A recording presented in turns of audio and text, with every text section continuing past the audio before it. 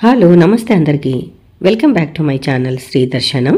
మార్గశిర మాసం 2025 నవంబర్ నెల 21వ తేదీ శుక్రవారం రోజు ప్రారంభమై 2025 డిసెంబర్ నెల 19వ తేదీ శుక్రవారం రోజు ముగుస్తుంది.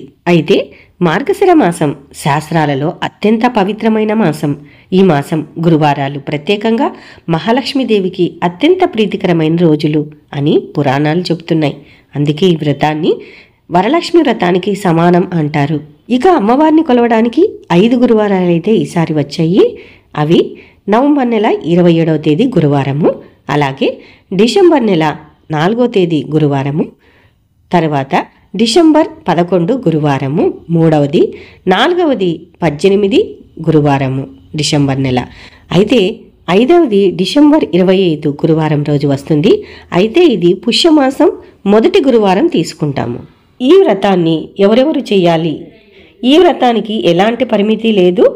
మనసులో శ్రద్ధ ఉన్నవారు ఎవరైనా చేసుకోవచ్చు. పెళ్ళైన మహిళలు, పెళ్లి కాని వారు, కుటుంబ శాంతి కోరుకునేవారు, ధన సంపద, ఉద్యోగ పురోగతి కోరుకునేవారు, పిల్లల చదువు, భవిష్యత్తు కోసం ప్రార్థించేవారు.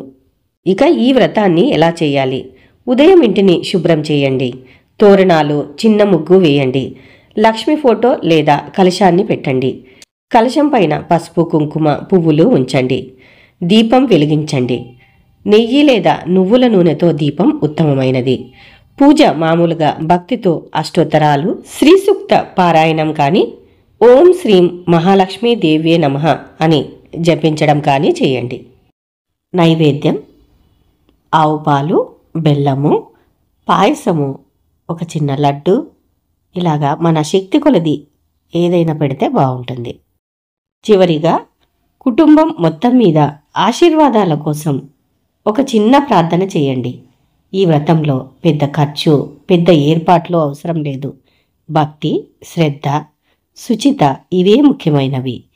ఈ వ్రతం చేయడం వల్ల వచ్చే ఫలితాలు పురాణాల ప్రకారము: 1 ఇంట్లో ధనం నిలవడము, 2 అష్టలక్ష్ముల కటాక్షము, 3 ఇంట్లో శాంతి సౌఖ్యం కలగడము, 4 వ్యాపారము ఉద్యోగంలో అభివృద్ధి, 5 ఆరోగ్యంలో శ్రేయస్సు, 6 ఆలస్యమైన పనులు త్వరగా పూర్తి కావడం, ఇంకా పెరిగే సంపద అంటే మనసులో పెరిగే శాంతి కూడా. మార్గశిర మాసం గురువారాలు భక్తితో చేసే చిన్న పూజకే మహాఫలితాలు ఇస్తాయి. జై మహాలక్ష్మీదేవి శరణం.